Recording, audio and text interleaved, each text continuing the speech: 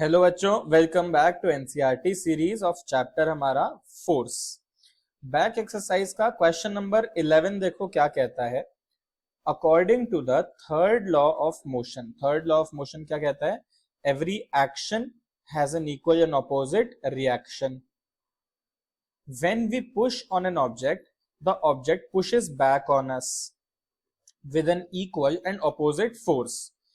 जैसे ये नीचे मैंने पिक्चर लगाई हुई है आप लोगों के लिए, इसमें हम देख सकते हैं कि ये जो मैन है ये अपनी गाड़ी पे, अपने या फिर ट्रक पे जो भी है, फोर्स लगा रहा है कुछ। फॉर एग्जांपल फोर्स लगा रही है 10 न्यूटन का, तो जो कार होगी ना वो भी इसके ऊपर फोर्स लगाएगी 10 न्यूटन का। ये हमारा थर्ड लॉ कहता है, ठीक है। तभी तो इसके हाथों में भी थोड़ी देर बाद दर्द होने लगेगा क्योंकि इसके हाथों पे फोर्स लग रहा है। The object pushes back on us with an equal and opposite force. If the object is a massive truck parked along the roadside, it will probably not move. अगर एक पूरा बड़ा ट्रक है और उसको पुश करने की कोशिश कर रहे हैं तो it will not move, वो मूव नहीं करेगा।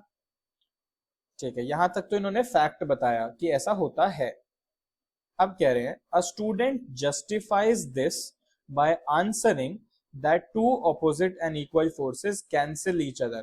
एक हमारा स्टूडेंट है, घनश्याम नाम है इसका, ठीक है।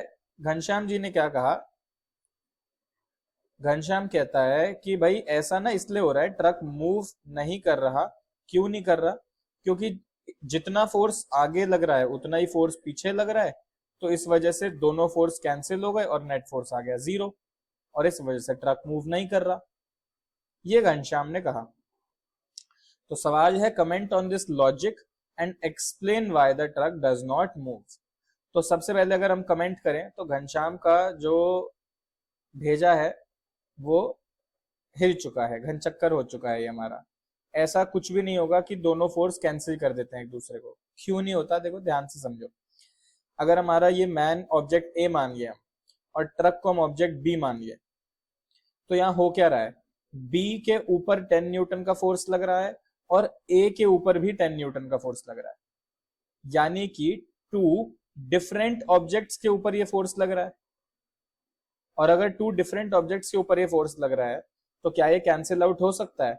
नहीं हो सकता। फोर्स कैंसिल आउट किस केस में होता? कि अगर 10 न्यूटन का फोर्स इस ट्रक पे ऐसे लग रहा है और 10 न्यूटन का ही फोर्स ऐसे लग रहा है, यानी ट्रक पे ही दोनों फोर्सेस अगर लग रहे होते तब वो कैंसिल आउट होते। थर्ड लॉ क्या कहता है? कि टू डिफरेंट ऑब्जेक्ट्स के ऊपर फोर्स एक्ट कर रहा है। तो घनश्याम की बात तो बिल्कुल हो जाता है। अब कह रहे हैं कि explain why the truck does not move. Truck move क्यों नहीं कर रहा? क्योंकि ट्रक एक बहुत ही हैवी ऑब्जेक्ट है और जितना ज्यादा मास होगा उतना ज्यादा इनर्शिया होगा, और ट्रक अगर रेस्ट पे है तो रेस्ट पे बना रहना चाहेगा। तो due to inertia of rest, due to inertia of rest truck does not move. हाँ, अगर बहुत ज्यादा फोर्स लगा देंगे तो ट्रक को भी मूव होना पड़ेगा, फिर वो भी क्या ही कर सकता है, ठीक है ना।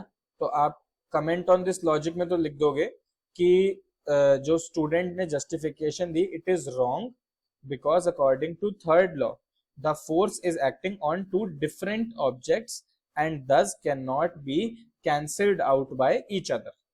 ठीक है, इसको स्लो करके वीडियो को सुन के इसको लिख लेना। और why the truck does not move के लिए मैंने आपके यहाँ आंसर लिख दिया है। The mass of truck is too large and hence its inertia is too high. The small force exerted by man on the truck cannot move it and the truck remains at rest. For the truck to attain motion, an external large amount of unbalanced force need to be exerted on it. यानी कि अगर truck को move कराना है तो बहुत बड़ा force उसके पीछे लगाना पड़ेगा, तब जाके वो ट्रक जो है वो मूव करना शुरू होगा। मतलब एक साथ अगर मान लो 20 मैन आ जाएं बहुत स्ट्रांग और वो इस ट्रक को पुश करें तो ये मूव कर जाएगा, लेकिन एक इंसान के बस की बात नहीं है, ठीक है। चलो, तो ये था क्वेश्चन 11। नेक्स्ट वीडियो में हम करेंगे क्वेश्चन नंबर 12। इसको अच्छे से लिख लो। तब तक के लिए bye bye, all the best.